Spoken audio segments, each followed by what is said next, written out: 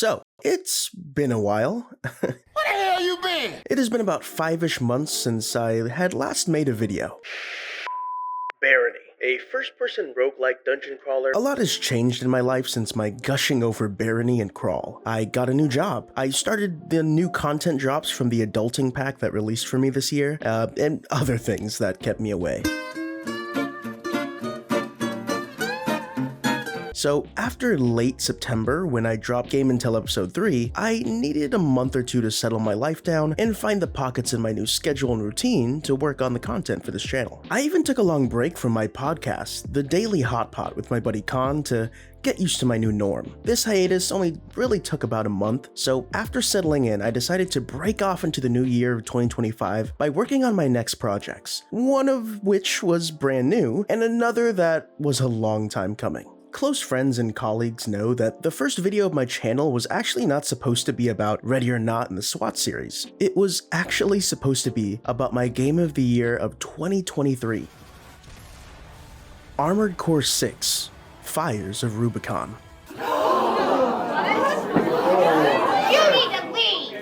Wait, I know what you're thinking. So this means you didn't like Baldur's Gate 3, you heathen of the nine hells?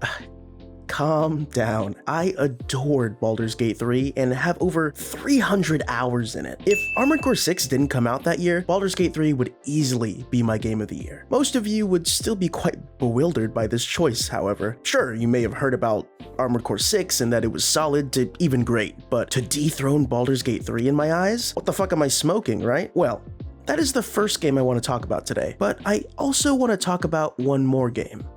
During November-December of last year, I also got a chance to play a game that had long lain dormant in my Steam library. It was always near the top of my games I need to get to list, but I always found an excuse to not start it. Come November, and I needed a game to dig my teeth into, both for upcoming content, but to also relieve stress from the new job. So there I went, finally booting up the game that is heralded by many as one of the greatest gaming experiences of the last decade. And this game was Outer Wilds. These two games, Armored Core 6 and Outer Wilds, are the reason I haven't posted in 4 to 5 months. I wanted to create a full deep dive of both, each getting a singular dedicated video, but as I was putting the script together for both, each skyrocketed to over an hour. Due to my own limitations as a writer and creative, I was simply paralyzed by it. I believe the phrase is paralysis by analysis. So, this special episode of Game and Tell, still episode 4, is dedicated to both of these games, each well-deserving of their own videos, but I just couldn't bring myself to take on such a task. So, in place of these now scrapped videos is this one, a much shorter abridged opportunity for me to gush to you about these games while I also tell you the importance of not only how good a game is when you play it, but the moment in your life when you do play it.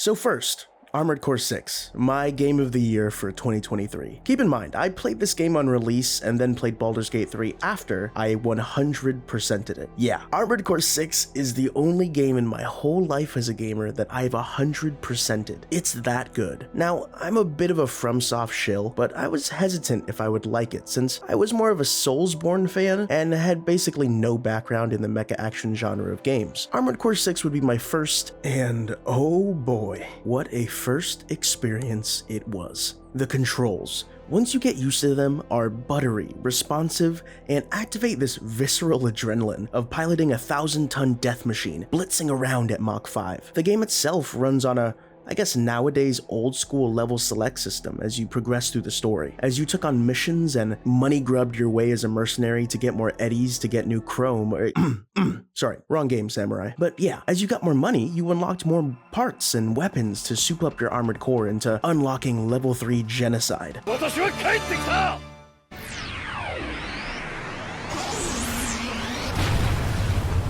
You could go in the garage where you'd spend probably 70% of your game time playing Walter's Transformers Dreamhouse, where you dress up and paint your armored core before having an evening stroll blowing up an orphanage for a military corporation. Good times.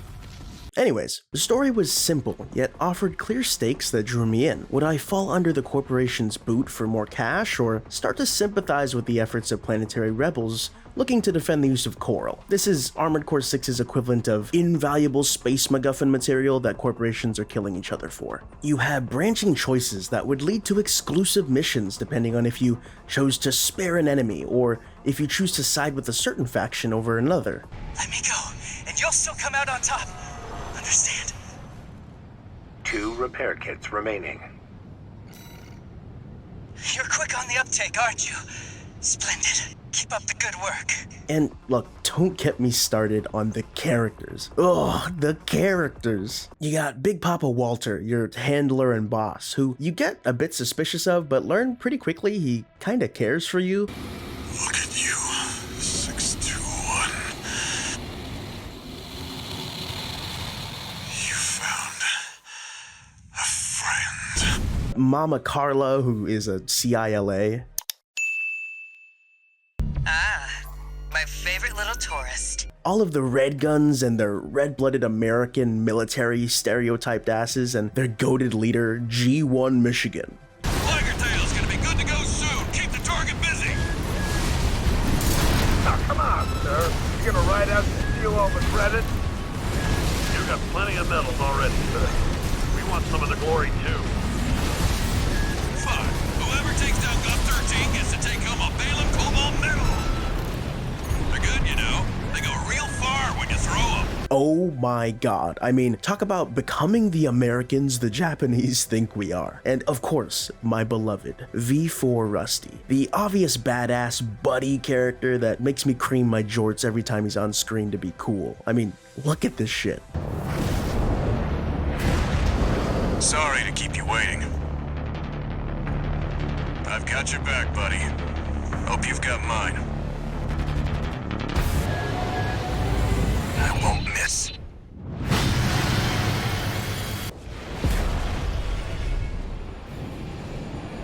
Here we are, buddy. I was right all along. You were just another threat to Rubicon.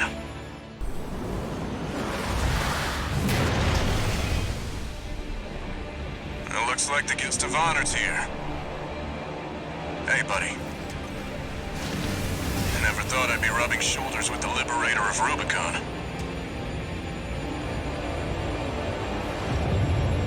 Every Rubiconian who heard your cry rose up to fight.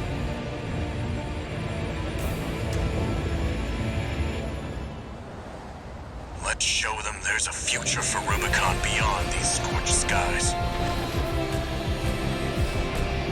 Every character is just over the top enough to be memorable, but has enough nuance and characterizations that I find them believable and sympathetic, and some are just fucking cool. Except Snail and Iguazu. Me and my homies hate Snail and Iguazu.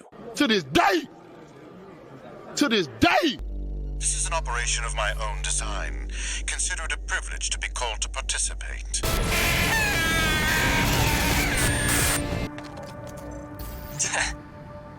You got lucky, Merc. The freelancer.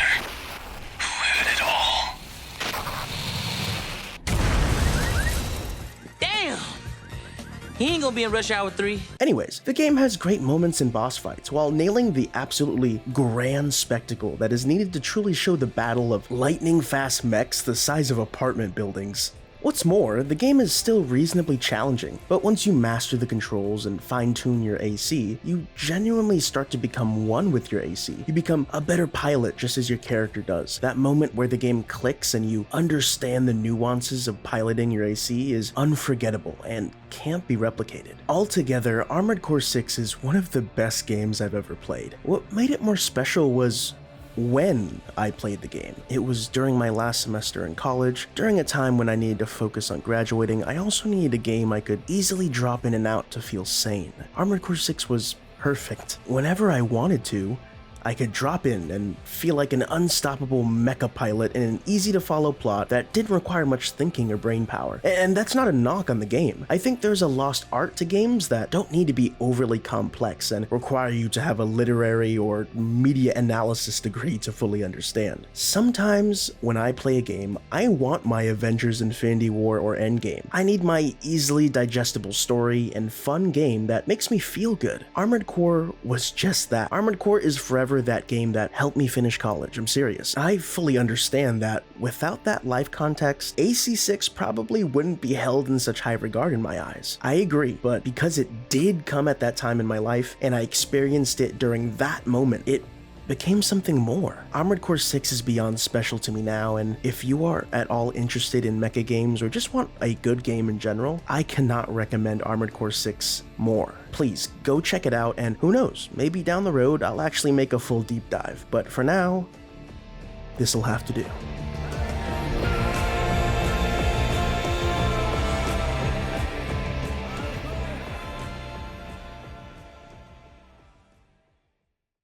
Up next, Outer Wilds. Another game that I played at the perfect moment in my life this past November. If you know nothing about this game, then this is the moment I will say, stop. Do not watch any further and go play this game now. It is legitimately one of the most unique and amazing gaming experiences I have ever had. It has entered my top 10 games of all time list. I wish I could tell you more, but it is best when you know absolutely nothing about it. And everywhere you look, when people talk about this game, they'll tell you the same thing. Play it blind. And after doing so myself, I can't help but agree. So go play it now and come back when you finished it and the DLC, because that total package is absolutely worth experiencing. Okay, are they gone? So, if you've come to this part, I imagine you've come back from playing Outer Wilds, or have already played it, or you don't care and want to hear my rambling praise. Well, here we go. This game is fucking phenomenal. I was not a big space exploration guy, but I am what this game preys on. Curious. Why are you gay? My curiosity and hunger to find things fed into Outer Wilds' ingrained systems. For those that don't know, this game is a space exploration game where you can take your spaceship that you fly to land seamlessly on planets and other celestial bodies within your solar system. Cool. Seems simple enough though, right? The art style and graphics are timeless as they give this smooth and cozy feeling accompanied by the godlike score. I mean, shit, dude. The main theme? Bum bum bum bum bum bum bum bum bum bum bum bum bum.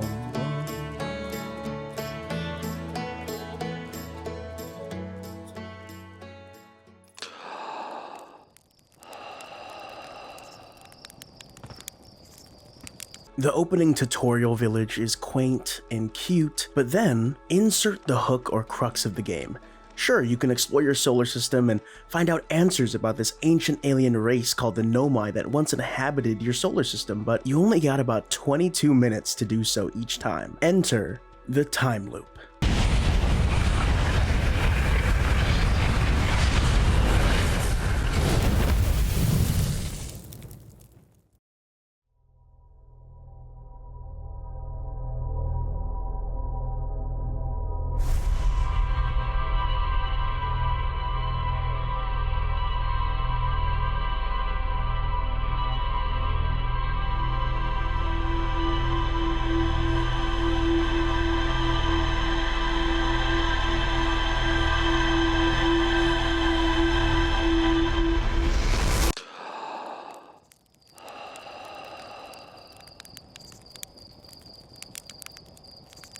At first, I was so confused when this happened, but when I realized what was going on, I was hooked. Like an info rat, I blasted off to each planet, uncovering more and more answers, while constantly being pulled off by everything and anything like, ooh, what's that over there? Bam! Sunless City, Hanging City. Holy shit, that's a black...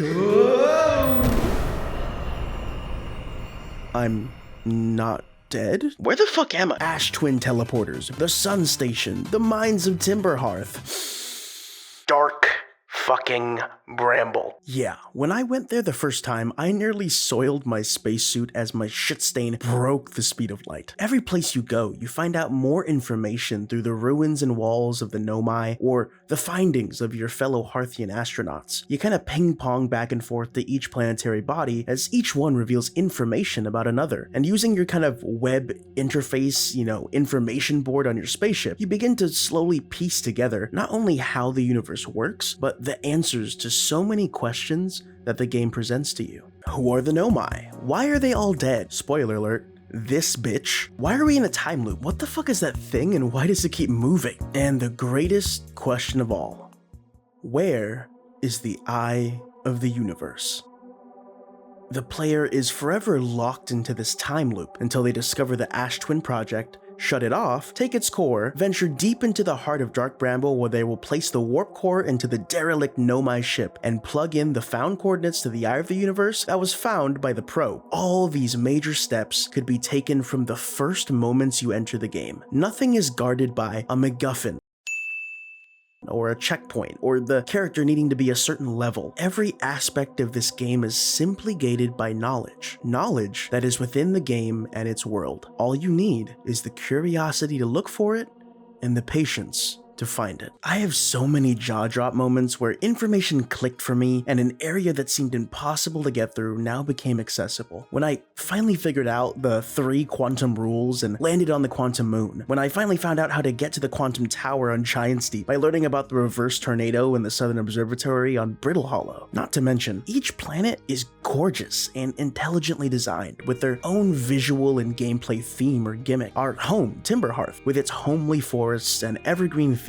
with deep geysers and mines that hold ancient secrets. The Hourglass Twins, Ash Twin and Ember Twin. The Ash Twin holding the teleporters to nearly all other planets as it slowly drains sand onto Ember Twin. And of course Ember Twin, a red rocky planet that has canyons, caves, and crevices that are full of secrets, but are slowly filling with sand, putting a clock on your already timed exploration. Brittle Hollow, where the very landscape of the planet is crumbling into the heart of a black hole. And Giant's Deep, with its horde of tornadoes and handful of floating islands. Dark Bramble with its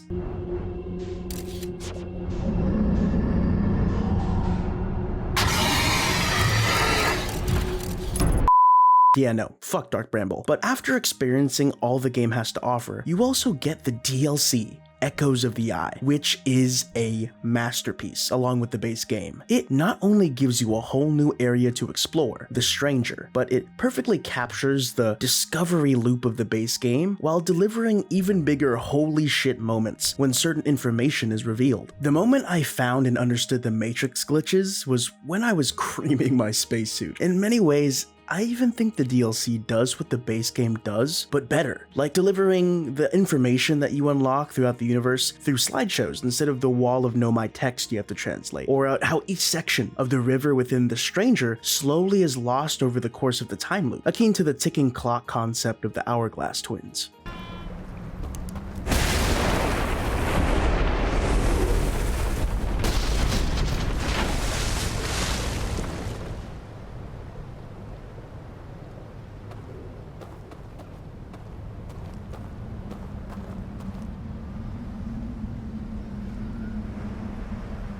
This game is a masterpiece, and what's even better is that I think I played this game at a powerful time in my life. Not to get too personal, but as I said before, I had just got a new job and a lot of other things in my life were changing. It was feeling like I was starting over, and I had a lot of worries as I admittedly am pretty adverse to change. I am all too comfortable with the status quo. The game's comforting atmosphere and general ambiance of stop and smell the roses comforted me. At first, the 22-minute capped time loop stressed me the hell out. It had me rushing to get info, trying to finish up as much as I could on each planet. But then, on Giant's Deep, I met Gabbro, who really had me realize I have all the time in the world. Take it easy. Everything will be alright. Getting to the end of the universe, at the end of all things, all that was left was the memories of friends. Where in most scenarios there's a sense of dread at the end of the universe, in Outer Wilds there is a beautiful, hopefulness. We were at the end. The heat death of the universe was here, and existence, as it is, was ready to start over, anew. In the face of it all, everything must come to an end eventually. All we can do is gather by the fire, roast some mallows, and enjoy the part we all got to play in our little slice of the universe.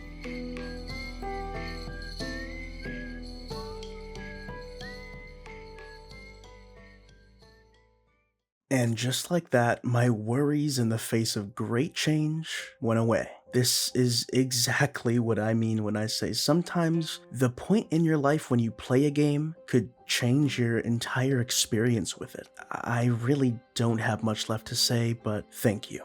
Thank you to From Software for Armored Core 6 and getting me through college. Thank you Mobius Digital and Annapurna Interactive for Outer Wilds and getting me through a difficult time in my life. These games are just a few prime examples why I love the medium of video games and why I made this channel in series to share this love I have with the world. On that note, before I leave you, I'm announcing my next 2 videos. Next up is The Others of Auto Chess, a dive into my addiction with auto chess games like TFT, and highlighting some auto chess, auto battler games I found. After that is Tricked into Speedrunning, a video covering my time playing the game Teardown and how it made me feel like a speedrunner, albeit with intense training wheels.